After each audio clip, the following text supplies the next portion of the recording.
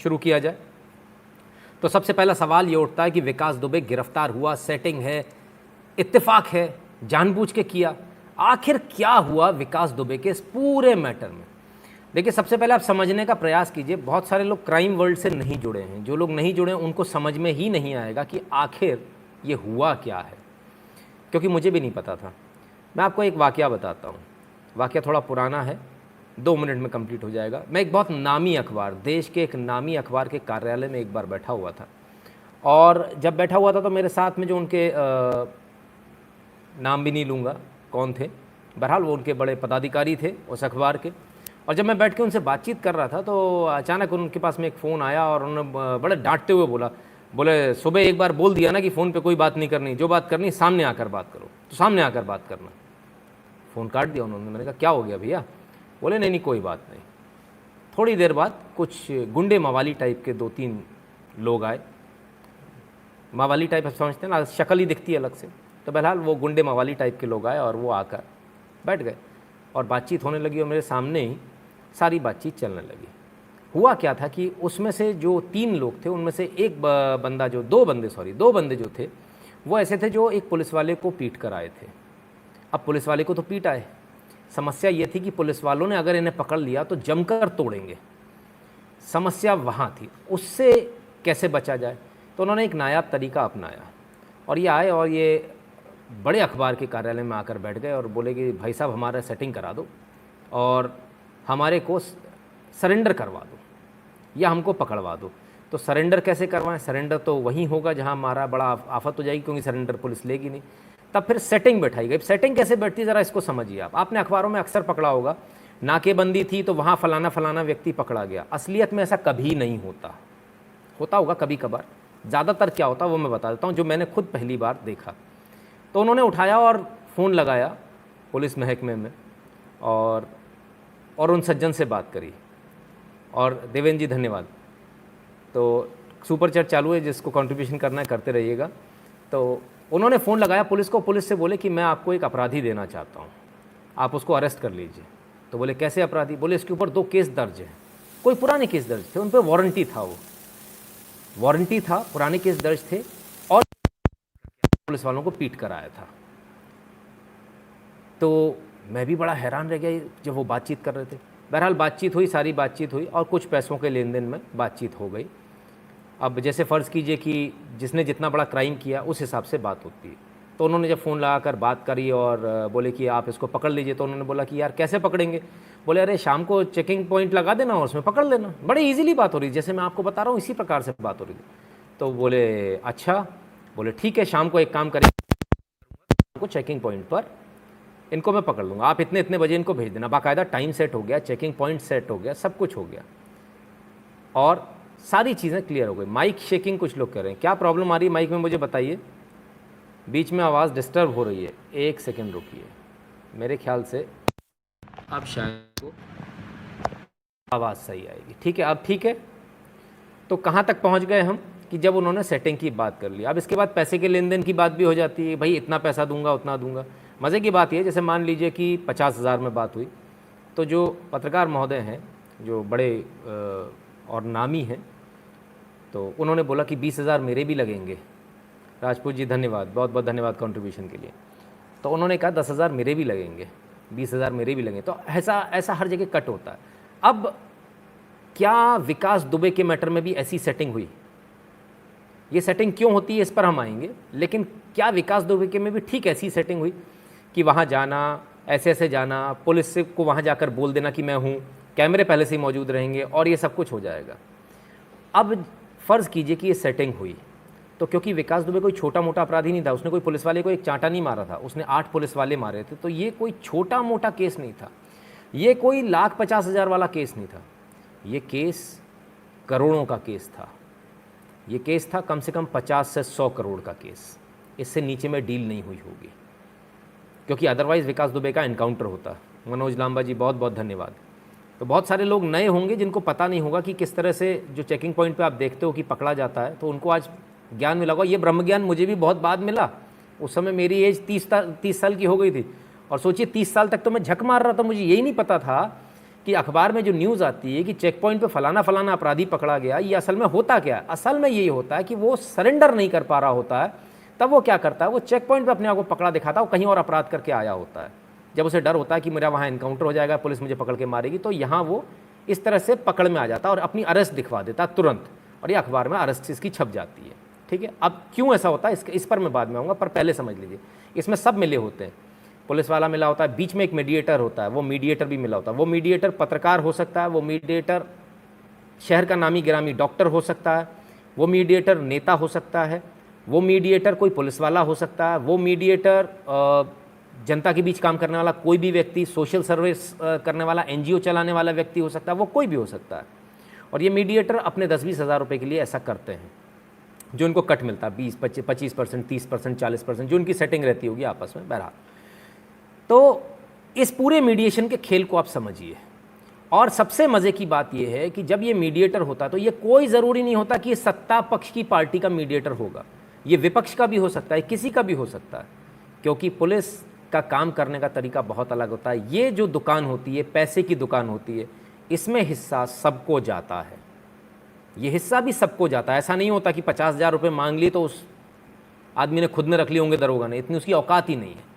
ये पैसा सब तक गया, सत्ताधारी पार्टी तक भी गया, विपक्ष तक भी गया, सब पर गया होगा, थोड़ा थोड़ा कट सब पर जाता है। ये डेली का धंधा है, ये डेली का धंधा है, ये कोई ऐसा नहीं है कि कोई अनोखी बात बता रहा हूँ, साल में एक बार होता है, ये every day it happens like this. Okay, तो इट इज़ क्वाइट क्लियर, जब किसी को डर होता है तब इस प्रकार की चीज़ें होती है। अब ये डर कैसा होता है? ये डर इस प्रकार का होता है कि अगर मुझे पुलिस ने पकड़ लिया तो मुझे मारेगी, तो पुलिस ने अगर मुझे पकड़ लिया मुझे मारेगी, मेरे थाने की पुलिस मारेगी, पता नहीं बताएगी भी कि नहीं बताएगी पकड़ लिया कि नहीं, पता नहीं, क्योंकि उस थाने से पर्टिकुलरली राइवलरी हो गई ना, उस पर्टिकुलर थाने से दुश्मनी हो गई, वहाँ के पुलिस वालों से दुश्मनी हो गई, तो ये क्या करेंगे, अनोखे एक नए थाने में जाएंगे।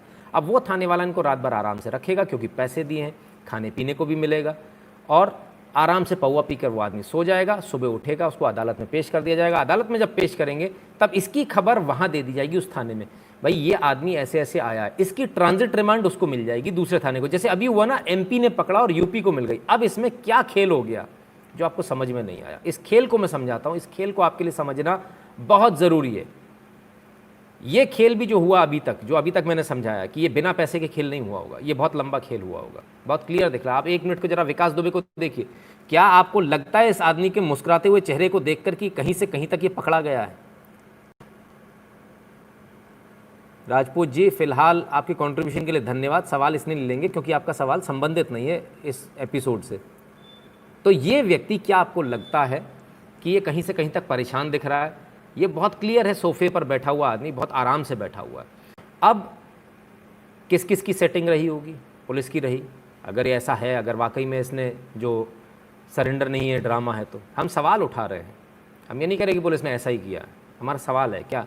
और इससे पहले जो मैंने केस बताया उसी से सारे सवाल उत्पन्न होते हैं, जब मैंने अपनी आंखों के सामने जो देखा। तो बहरहाल ये क्यों होता, आखिर कोई अपराधी ऐसा क्यों करता? वो इसलिए करता कि उस थाने से राइवलरी हो जाती, वो थाना मारेगा पीटेगा, तो ये दूसरे थाने में अपने आप को पकड़वा देते हैं। पकड़ गए तो पुलिस आपको कहाँ ले जाएगी? कोर्ट में ले जाएगी, सीजेएम कोर्ट में, चीफ जुडिशियल मजिस्ट्रेट के पास। वहाँ खड़ा करेगी, कोर्ट कहेगा भाई इसको जेल भेज दो, या ये कर दो या वो कर दो। वहाँ से पटाख से दूसरे थाने वाला आ जाएगा, जब तक उसको इन्फॉर्म कर दिया जाता हमने इसको पकड़ लिया, ये आ गया, तो वो अपने वारंट लेकर आ जाएगा, साहब इसको हमको दीजिए, हमारा इसका वारंट हमारा ड्यू है, हमें इसको अरेस्ट करना है, तो वो ट्रांजिट रिमांड उसको बन जाएगी। लेकिन सारा खेल शुरू होता अब। ट्रांजिट रिमांड बनने से पहले जो भी बंदा होता है उसका पूरा मेडिकल चेकअप होता है, पूरा मेडिकल चेकअप होता है। तो इसमें जो सबसे बड़ी जो दिक्कत वाली बात है, वो दिक्कत वाली बात ये है कि इस ट्रांजिट रिमांड की वजह से जब वो अरेस्ट हो गया और जब उसका मेडिकल बन गया, अब पुलिस उस पर 3rd डिग्री अप्लाई नहीं कर सकती, क्योंकि अब जब एक बार मेडिकल उसका हो गया है तो उसके शरीर पर एक भी निशान यदि हुआ तो वो ह्यूमन राइट्स कमीशन जाएगा। कौन जाएगा? गुंडा, अपराधी जाएगा। आपके लिए ह्यूमंस के लिए ह्यूमन राइट्स नहीं है, टेररिस्ट के लिए ह्यूमन राइट्स है। तो एक भी बैंत अगर पुलिस ने उसमें मारा और उसका निशान यदि आ गया तो वो ह्यूमन राइट्स कमीशन चला जाएगा। ना सिर्फ इतना, कुछ अपराधी इतने शातिर होते हैं कि वो उल्टा पुलिस को ब्लैकमेल करते हैं। ये जो मेडिकल होता है, इसके हो जाने के बाद उल्टा ब्लैकमेल करते हैं कि अगर तुमने मेरे से जरा सी बदतमीजी करी तो मैं अपना दीवार में सिर मार लूँगा, मैं अपना सिर फाड़ लूँगा, और मैं कहूँगा कि तुमने मेरा सिर दे मारा। तो तुम्हारी नौकरी चली जाएगी। अब पुलिस वाला उल्टा हो जाता है, ये तो मामला पलट गया। अब पुलिस वाला अपराधी से डर रहा होता है। ये मैं आपको जेन्युइन चीज़ बता रहा हूँ जो होती है, हर थाने में होती है। अगर आपके घर से कोई पुलिस वाला है तो आप बड़े आराम से इस बात को तस्दीक कर लेंगे। वो इस समय अगर लाइव देख रहे होंगे पुलिस वाले कोई भी, तो कहेंगे हाँ बिल्कुल सही बात है। तो इस प्रकार से जो अपराधी होता है वो पुलिस को उल्टा चैलेंज करता है। और पुलिस की प्रॉब्लम ये है कि पुलिस वाला बेचारा अपनी नौकरी बचाए, क्योंकि उसके लिए कोई नहीं आने वाला, उसके लिए कोई नितिन शुक्ला लाइव नहीं करने वाला, क्योंकि मैं जानता ही नहीं हूँ उस आदमी को। वो बेचारा कौन सा सिपाही कहाँ सस्पेंड हो गया मुझे पता ही नहीं। वो छोटा सा सिपाही, वो बेचारा वो सोचता है कि मैं अपनी नौकरी कैसे बचाऊँ। तो कहता है मेरे मालिक तो ये पानी पी, शांति से बता क्या लाना है बाजार से, मैं वो भी ला के देता हूँ। तो ये स्थिति चलती है, पुलिस की इतनी बुरी स्थिति होती है। ठीक है, दो चीज़ें आपको समझ में आ गई। इस पूरे मैटर में शुरुआत वहाँ से होती है जहाँ से एक सेटिंग बैठाने वाला आदमी होता है, जो सेटिंग बैठाता है, जो बीच का आदमी होता है कि मुझे इसको अरेस्ट करवाना है। ठीक है, दूसरा आदमी वो होता है जो कहता है कि हम इसको अरेस्ट करेंगे लेकिन इतना पैसा लगेगा। तीसरा स्टेप वहाँ जाती है जहाँ ये पैसा ऊपर तक जाता है, क्योंकि मामला हाईलाइट होगा, अगर बाई चांस हाईलाइट हो गया तो मर जाएंगे। और इसमें सब लोग मिले हुए होते हैं। ठीक है, इसमें कोई भी ऐसा नहीं होता जो इसमें मिला नहीं हो। क्या कैमरा नहीं लगा रहता जेल में? नहीं साहब, लॉकअप में कैमरा नहीं होता, जेल नहीं होती सर, लॉकअप होता है, लॉकअप में रखा जाता है। लॉकअप में कोई कैमरा नहीं होता, जेल में कैमरे होते हैं। और जेल में एक स्थान ऐसा होता है जहाँ कैमरा नहीं होता, वो होता है जहाँ आप लेटर बॉक्स में चिट्ठी डालते हैं मुझे क्या परेशानी है। वहाँ कैमरा इसलिए नहीं होता कि किसने चिट्ठी डाली है पता नहीं चलना चाहिए, वरना जेलर उसको फिर परेशान करेगा। तो सबके अपने अपने, जेल पर कभी और बात करेंगे, आज लॉकअप और पुलिस थाने की बात कर लें। तो समझ में आ गया ये कैसे होता है, क्यों होता है? क्योंकि मेडिकल हो जाने के बाद पुलिस अब उस पर दबाव नहीं बना सकती, उल्टा सीधा पुलिस को अब अपने दायरे में रहकर ही उससे बात करनी पड़ेगी। बताइए भैया आपने कैसे मारा। अब विकास दुबे जी से जो बात हो रही होगी वो इस तरह से होगी, लात मारकर बात नहीं हो पाएगी, बैंत मारकर बात नहीं हो पाएगी, थर्ड डिग्री से बात नहीं हो पाएगी। यानी ये बहुत बड़ा नुकसान हुआ है उत्तर प्रदेश पुलिस का कि मध्य प्रदेश पुलिस ने जो है इसको यहाँ अरेस्ट कर लिया। यदि ये उत्तर प्रदेश पुलिस अरेस्ट करती तो उत्तर प्रदेश पुलिस के पास ये होता कि वो चुप करके बैठ जाती और कहती हमने कोई नहीं पकड़ा, और मार बैत इतना तोड़ देती एक रात के अंदर कि वो तोते की तरह सब कुछ बोलता। ठीक है, और अगले दिन उसको ले जाके पुलिस के पास देती। कब? अगले दिन। अब सीजेएम कहता इसका मेडिकल कराओ, भले ही वो पुलिस रिमांड दे चाहे जेल भेजे। तो मेडिकल होता, मेडिकल में क्या होता है, तो पहले से पिटा पिटा आया है, तो पुलिस कहती हमको नहीं मालूम किसने मारा। ये होता है नॉर्मल कोर्स में।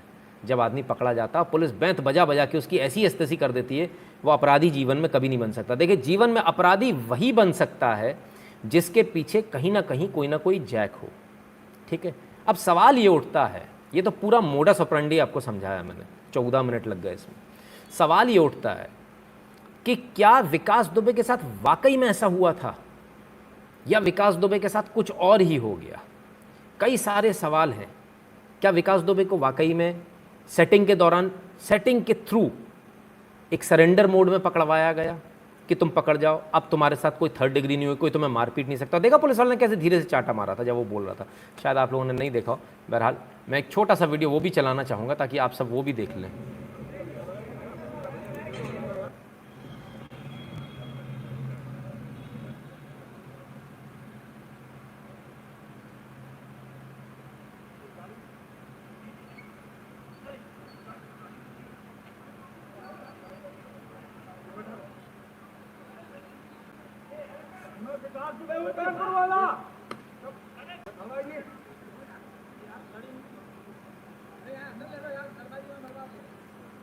ये जो थप्पड़ पड़ा है इसको जरा एक बार और देखिए।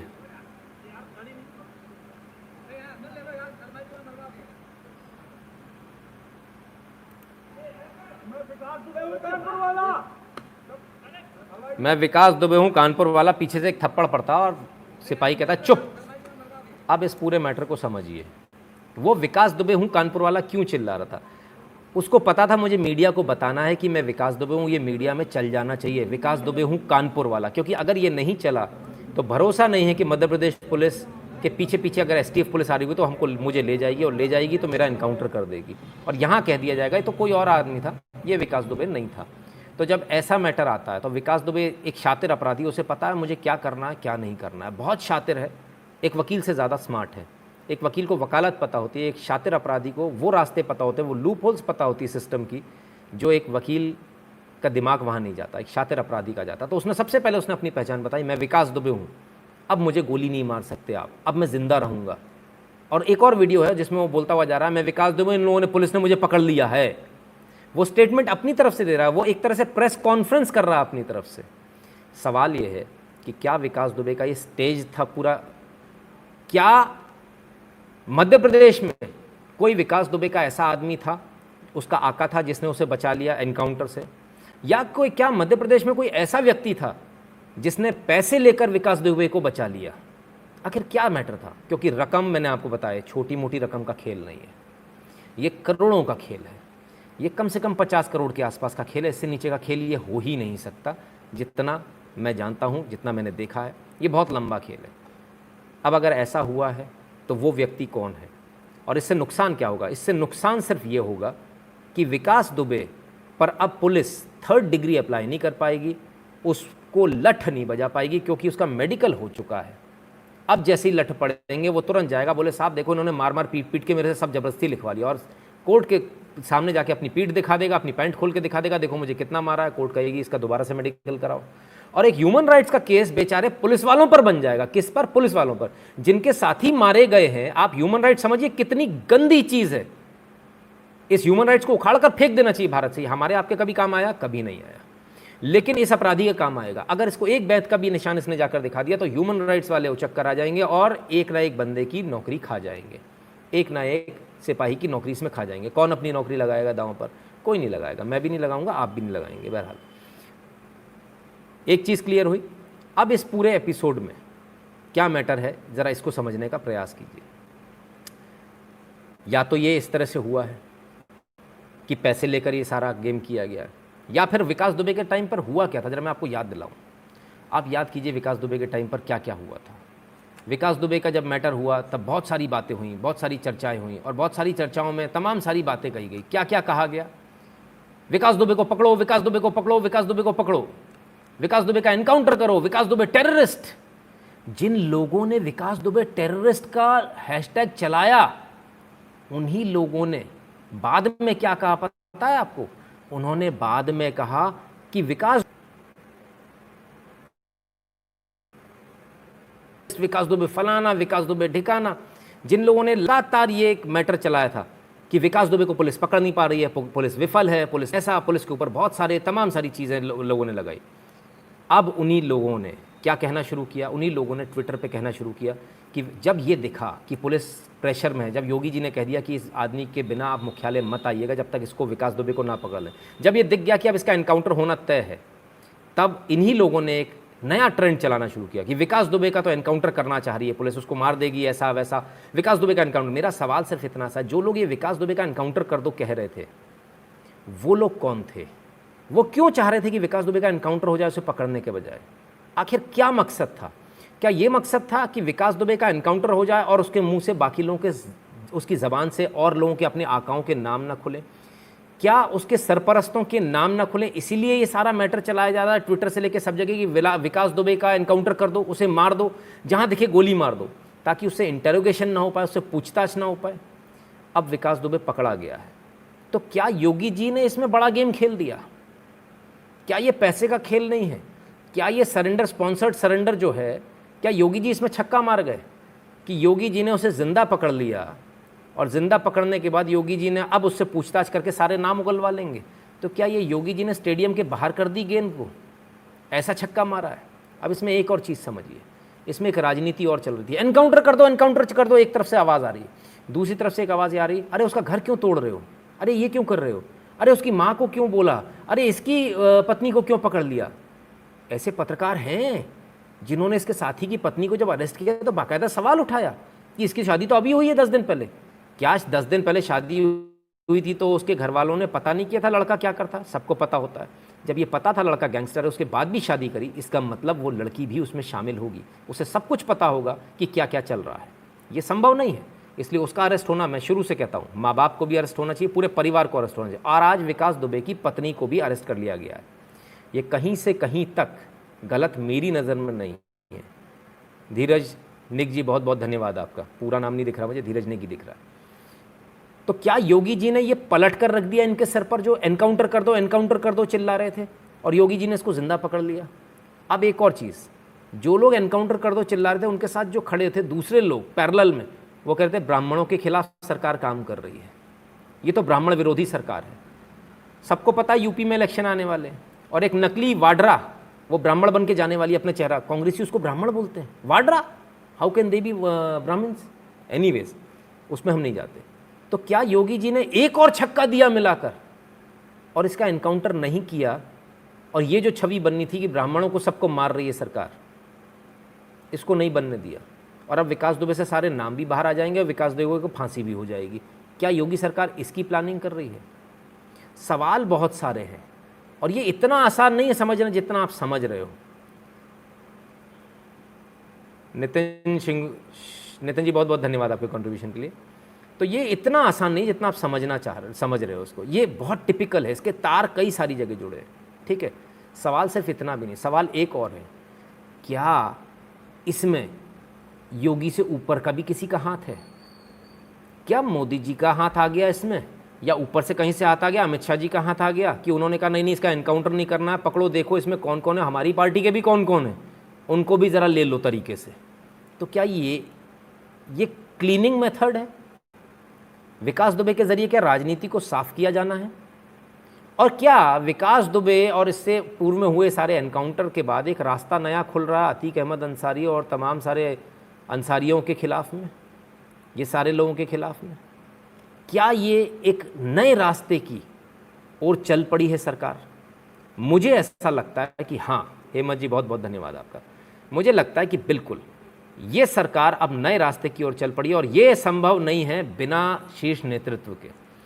लोगों ने प्रयास तो बड़ा जम के किया था कि एनकाउंटर हो जाए, होना भी चाहिए था, मेरा भी ये मानना है एनकाउंटर होना चाहिए। ऐसे अपराधी का जो ऐसे इस तरह से पुलिस वालों को मारता, उसका एनकाउंटर होना भी चाहिए। एनकाउंटर नहीं होना, उसका इस तरह से पकड़े जाना और इतने आराम से चलना, ये तो स्पष्ट बता रहा है कि मामला कहीं ना कहीं वैसा तो नहीं है जैसा कि दिख रहा है। अब जब नाम खुलेंगे, जैसा आज विकास दुबे की माताजी ने अभी शाम को बोल दिया कि अभी वो समाजवादी पार्टी में है। मैं जी न्यूज़ देख रहा था, और जी न्यूज़ के डीएनए पे अभी आ रहा था कि उनकी माताजी ने गलती से बोल दिया अभी वो समाज पार्टी में। उनकी माताजी ने ये भी बोला कि कानून को जो करना है वो करे। इस पूरे मैटर में मैं आपसे सिर्फ एक बात पूछता हूँ, विकास दुबे 3 दिन 4 दिन भागता रहा, आज विकास दुबे गिरफ्तार हो गया। इस 3-4 दिन में क्या हिंदुओं की तरफ से कोई आवाज़ आई कि विकास दुबे के साथ गलत हो रहा है, विकास दुबे ऐसा नहीं? क्या ब्राह्मणों की तरफ से कोई आवाज़ आई कि विकास दुबे को नहीं पकड़ो भाई? क्या आज जब पकड़ा गया तब सब पूरे हिंदू समाज ने एक तरफा क्या बोला? एनकाउंटर करो। आज जब विकास दुबे पकड़ा गया तो पूरे हिंदू समाज में, पूरे हिंदुओं